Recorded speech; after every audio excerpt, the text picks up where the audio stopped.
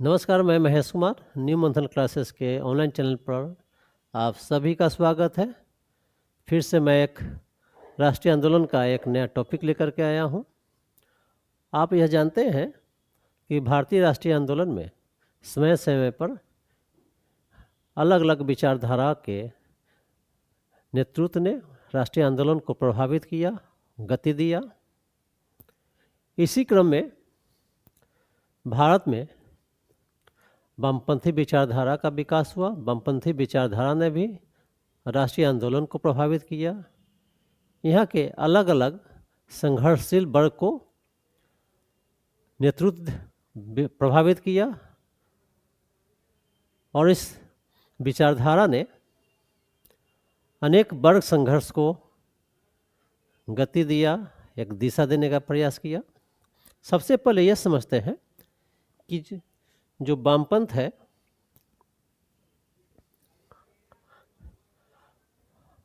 वामपंथ विचारधारा का डेवलपमेंट कैसे होता है। तो यह कहा जाता है कि फ्रांस की संसद में जो बाएं साइड में बैठते थे उसे वामपंथी कहा गया था और दाएं साइड में दक्षिणपंथी। लेकिन विचारधारा के स्तर पर कार्ल मार्क्स तथा एंजिल्स ने कम्युनिस्ट मैनिफेस्टो नामक एक रचना लिखा और उसी में सबसे पहले साम्यवाद या वाम शब्द का प्रयोग किया गया था।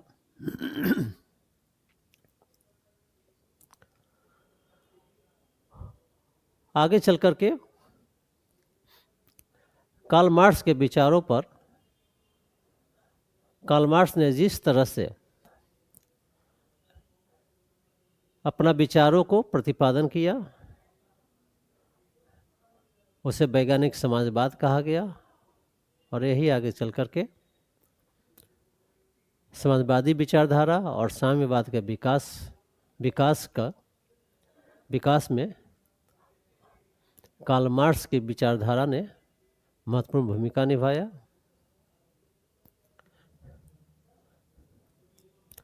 कार्ल मार्क्स ने दास कैपिटल लिखा था 1867 में, जिसे समाजवादियों का बाइबल कहा जाता है। पहला ये समझ ले कि समाजवाद और साम्यवाद, तो समाजवाद और साम्यवाद दोनों एक ही विचारधारा पर आधारित है, लेकिन समाजवाद थोड़ा लिबरल फॉर्म का है एक प्रकार है, जबकि साम्यवाद एक समाजवाद का एक हार्ड फॉर्म है। कार्ल मार्क्स ने भले ही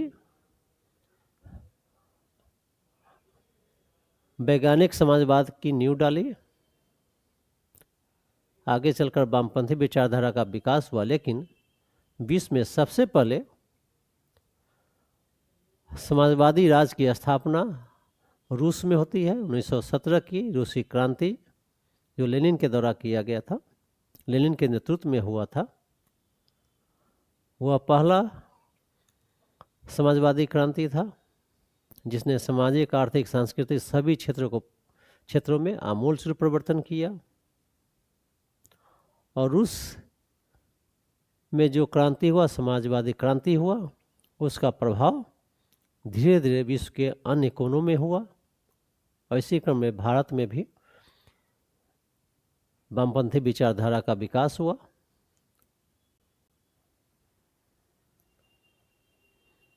और इस विचारधारा के विकास में अनेक वामपंथी जहां नेतृत्व ने इस भारत में लोकप्रिय बनाया, वहीं कुछ विशेष प्रकार के मैगजीन ने भी वामपंथी विचारधारा को फैलाने में महत्वपूर्ण योगदान दिया था। जैसे मुजफ्फर अहमद के नवयुग, श्रीपाद अमृत डांगे के सोशलिस्ट, गुलाम हुसैन के इनकलाब नामक पत्रिका ने वामपंथी विचारधारा को गति दिया भारत में। तो इस आंदोलन के संबंध में ये देखेंगे कि किस तरह से 1917 में रूस में क्रांति होती है और धीरे धीरे भारत में प्रसार हुआ और वामपंथी विचारधारा से प्रभावित होकर के अनेक संगठन की स्थापना होती है। साथ ही साथ यह विचारधारा मजदूर आंदोलन को भी प्रेरित किया, किसानों के आंदोलन को भी प्रेरित किया, युवाओं को प्रेरित किया। तो इसी क्रम में हम लोग सबसे पहले देखते हैं कि वामपंथी आंदोलन से संबंधित या वामपंथ से संबंधित कौन कौन सी संस्थाएं थी। तो पहले देखेंगे हम लोग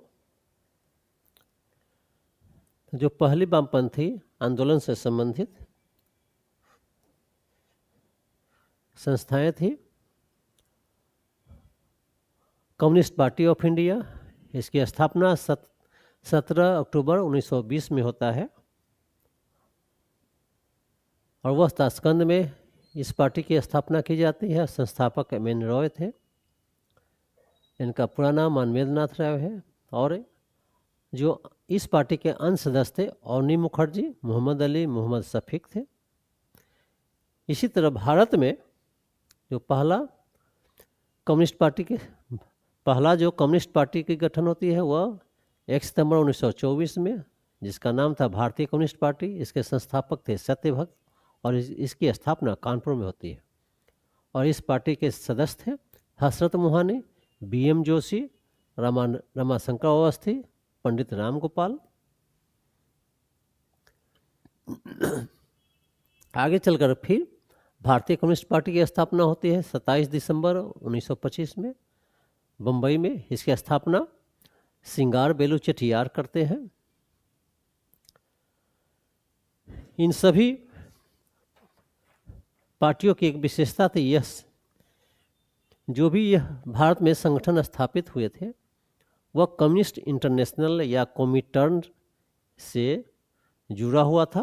कोमिटर्न कम्युनिस्टों का संगठन था अंतर्राष्ट्रीय स्तर पर।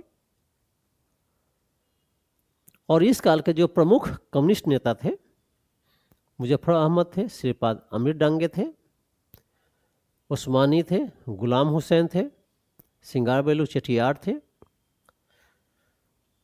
एम.एन. रॉय थे, आर.एन. नामयार थे। इस तरह से इसलिए ये सारा नाम आपको याद रखना जरूरी है। कभी कभी यह पूछा गया है कि इनमें से कौन कम्युनिस्ट नेता थे, कम्युनिस्ट से संबंधित पत्रिका थे, संगठन के बारे में पूछा गया है कि इस कम्युनिस्ट से संबंधित जो संगठन है उसकी स्थापना के बारे में पूछा गया है। आगे देखते हैं, जब भारत में 20वीं शताब्दी के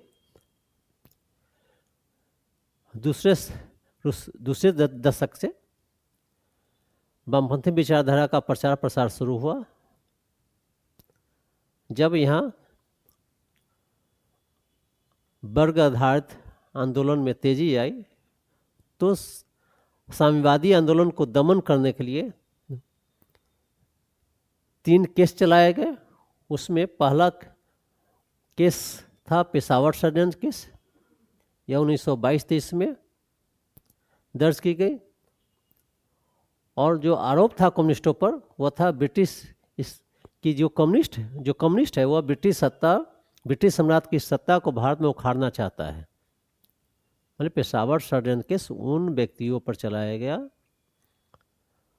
सरकार के द्वारा आरोप लगाया गया कि ब्रिटिश सत्ता को समाप्त करना चाहता है, उखाड़ना चाहता है और इस तरह साम्यवादियों को पेशावर षड्यंत्र केस 1922-23 के द्वारा दमन करने का प्रयास किया गया।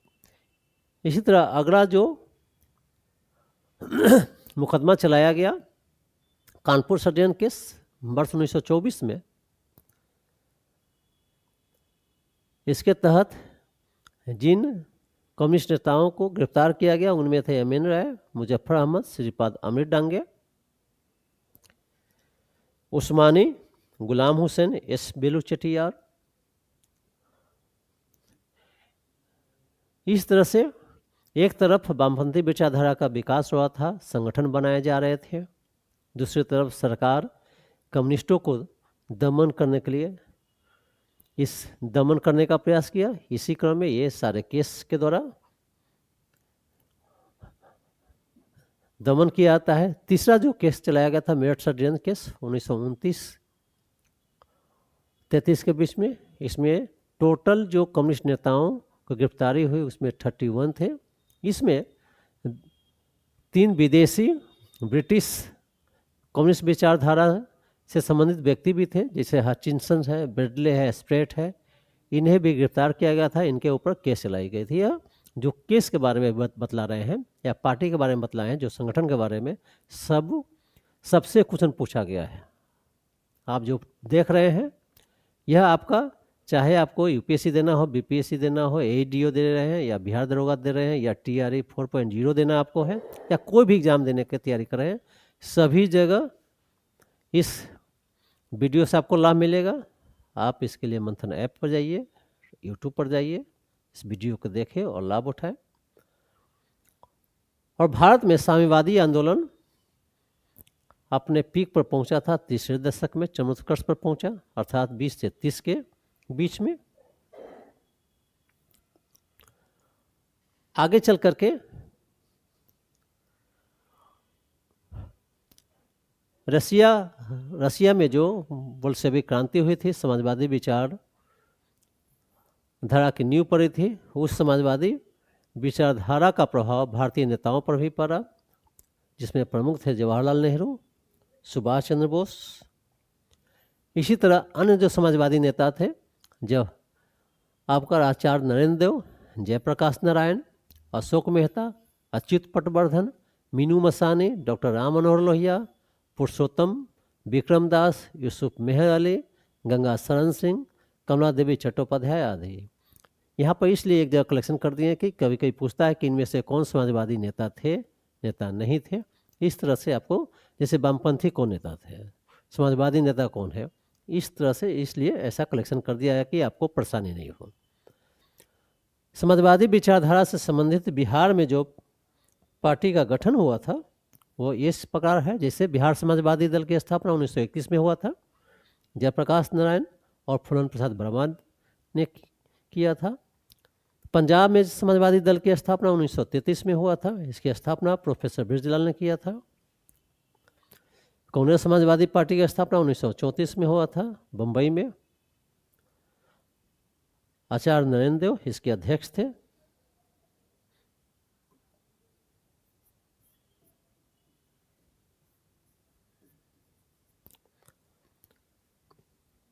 कथन है समाजवादी आंदोलन से, नेहरू जी का कथन कि मैं समाजवादी हूं, पूछा गया है। जयप्रकाश नारायण जी का किताब है व्हाई सोशलिज्म, यह भी पूछा गया है। और आगे चलकर जब आधुनिक उद्योग का विकास होता है, आधुनिक उद्योग के विकास के साथ ही एक नए वर्ग, मजदूर वर्ग का उदय होता है। भारत में भी उद्योग की स्थापना हुई और इसी के साथ औद्योगिक मजदूर वर्ग का भी विकास हुआ। और 1877 में प्रथम बार नागपुर एक्सप्रेस मिल में मजदूरों के द्वारा हड़ताल की गई। मजदूरों की समस्या पर जो सबसे पहले संगठन बनाए गए थे वह बॉम्बे मिल हैंड्स एसोसिएशन था। 1890 में इसकी स्थापना हुई थी और संस्थापक एन.एम. लोखंडे थे। एन.एम. लोखंडे या लोखंडी, यहाँ एक याद कर रखिएगा, यह सोशल सर्विस के रूप में, समाज सेवा के रूप में इसका गठन किया गया था। वास्तव में जो पहला मजदूर आंदोलन था वह मद्रास लेबर यूनियन था। इसकी स्थापना 1918 में हुआ था और इसके संस्थापक थे बीपी वाडिया थे। और एक जो संगठन के लिए जो आवश्यक शर्तें होती है वो सभी पूरा मद्रास लेबर यूनियन के द्वारा किया गया। इसीलिए भारत में पहला जो मजदूर संगठन है वो मद्रास लेबर यूनियन है। यह पूछा गया है प्रीवियस ईयर के क्वेश्चन में, इसलिए गलती मत कीजिए। आपका यह नहीं रहे मद्रास लेबर यूनियन, तब आप बॉम्बे मिल्स हैंड एसोसिएशन मारिएगा, यदि यह है ऑप्शन में तो इसको मारिएगा। आगे चल करके कांग्रेस के द्वारा भी संगठन का निर्माण मजदूर से संबंधित संगठन बनाया गया, all India trade union Congress AITUC।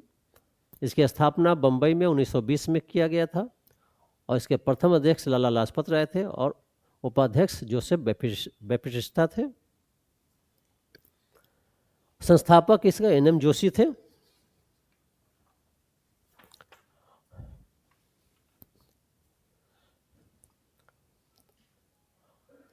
आगे चलकर 1929 में AITUC का all India trade union Congress में भी 1929 में 1931 में विभाजन होता है। इस विभाजन के बाद रेड ट्रेड यूनियन कांग्रेस का गठन हुआ। इसकी स्थापना रणदीवे तथा देशपांडे ने किया था। आगे चल करके Indian national trade union Congress की स्थापना इंटक की हुई। इसके संस्थापक या इसकी स्थापना 1947 में हुआ था। इसके अध्यक्ष वल्लभ भाई पटेल थे। आगे चल करके हिंद मजदूर सभा की स्थापना होती है समाजवादी दल के द्वारा। इस तरह से हम लोग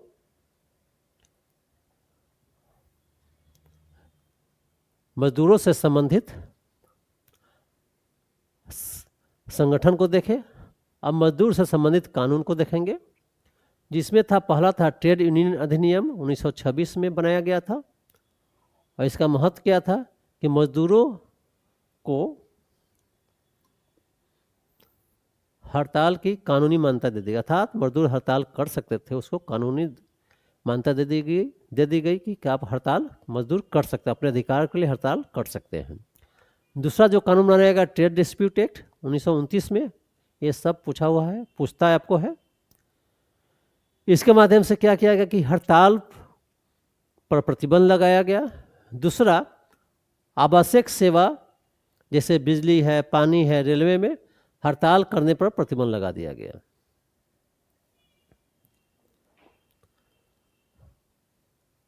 और इसी क्रम में भारत सरकार ने कारखाना कानून भी बनाया और इसे श्रमिकों से संबंधित प्रथम जो आयोग था 1875 में बनाया गया था।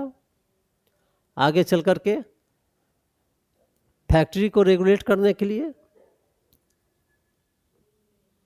1881 में प्रथम बार कारखाना कानून बनाया गया था और इसमें जो प्रोविजन बनाया गया था कि 7 वर्ष से जो कम आयु के बच्चे को कारखाना में काम करने पर रोक लगा दी गई, अर्थात बाल श्रम को रोकने का प्रयास किया गया इसके माध्यम से। फिर 12 वर्ष से कम आयु के बच्चों के काम के घंटों को निश्चित किया गया। ये सब यदि अंदर से पूछेगा तो इसको याद करके रखिएगा आप। जो दूसरा कारखाना कानून बनाया गया वह 1891 में बनाया गया। इसमें इसका जो मुख्य प्रोविजन था, स्त्रियों की कार्यदशा को सुधारने का प्रयास किया गया। इसके माध्यम से 9 वर्ष से कम आयु के बच्चों को काम करने पर रोक लगा दी गई। 14 वर्ष से कम आयु के बच्चों के लिए भी समय का निर्धारण किया गया, अर्थात स्त्रियों की जो कार्य दशा है उसमें सुधार किया गया। इसी में यह भी प्रावधान था कि 20 कार्य अवधि में 20 में 1 घंटे की अवकाश का प्रावधान किया गया था। 1881 में जहां 7 वर्ष की आयु निर्धारित की गई थी, 7 वर्ष से कम आयु के बच्चे काम नहीं करेंगे, अब 1891 में 9 वर्ष से कम आयु के बच्चे को कारखाने में काम करने पर रोक लगा दी गई। फिर आपको 14 वर्ष से कम आयु के बच्चों के लिए भी समय का निर्धारण किया गया। इस तरह से धीरे धीरे सुधार किया गया। कारखानों में जो मजदूर काम कर रहे थे उसके हित में सुधार किया जा रहा था। तीसरा कारखाना कानून बना 1911 में और इसके माध्यम से श्रमिकों के सुरक्षा के संबंध में और स्वास्थ्य के संबंध में कानून बनाया गया था। इस तरह हम लोग देखें कि किस तरह से जब वामपंथी विचारधारा का प्रचार प्रसार हुआ भारत में, तो किस तरह से भारत में वामपंथी विचारधारा से प्रभावित जो भी व्यक्ति से संगठन बनाए, फिर जो समाजवादी विचारधारा से प्रभावित नेता थे अपने कार्य के लिए संगठन बनाए। फिर जब आधुनिक उद्योग का विकास होता है तो मजदूर आंदोलन हुआ, मजदूरों ने अपने लिए संगठन बनाया, कांग्रेस के द्वारा संगठन बनाया गया। साथ ही साथ सरकार ने भी कानून बना करके फैक्ट्री को रेगुलेट करने का प्रयास किया। तो इस तरह से ये इस टॉपिक में इतना सभी बिंदुओं को देखें, इसको आप इस वीडियो को देखें और इससे रिलेटेड जो भी क्वेश्चन रहेगा आपसे किसी भी एग्जाम में बन जाएगा। तब तक के लिए धन्यवाद। फिर मिलते हैं हम एक नया टॉपिक लेकर के।